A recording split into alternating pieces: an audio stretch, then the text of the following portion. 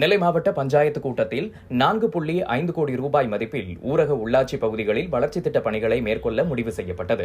நெல்லை மாவட்ட பஞ்சாயத்து கூட்டம் அலுவலக கூட்ட அரங்கில் நடைபெற்றது. மாவட்ட பஞ்சாயத்து தலைவர் ஜெகதீஷ் தலைமை வகித்தார்.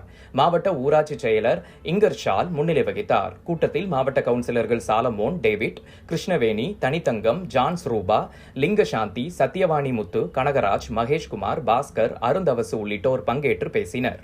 மாநில நிதிக்குழு மானியம் அடிப்படையில் 4.5 கோடி மதிப்பில் ஊரக உள்ளாட்சி பகுதிகளில் வளர்ச்சி திட்ட பணிகளை மேற்கொள்ள முடிவு செய்யப்பட்டது. அதன்படி நெல்லை மாவட்ட ஊரக பகுதிகளில் தெருவிளக்கு, குடிநீர், கழிவு நீரோடை, சுகாதார கழிப்பறைகள் உள்ளிட்ட அடிப்படை வசதிகளை செய்து கொடுக்க முடிவு செய்யப்பட்டு அதற்கான திட்டங்கள் குறித்து விவாதிக்கப்பட்டது. 15வது ஒன்றிய நிதிக்குழுவில் நெல்லை மாவட்ட ஊராட்சிக்கு 2,45,00,000 ரூபாய் வரவேண்டிய நிலையில் நிதி ஒதுக்கீட்டிற்கு பின்னர் மேற்கொள்ள வேண்டிய பணிகள் குறித்தும் ஆலோசிக்கப்பட்டது. மாவட்ட கவுன்சிலர்கள் தங்கள் பகுதிகளுக்கு தேவையான அடிப்படை பிரச்சினைகளை சரி செய்வது குறித்து பேசினர்.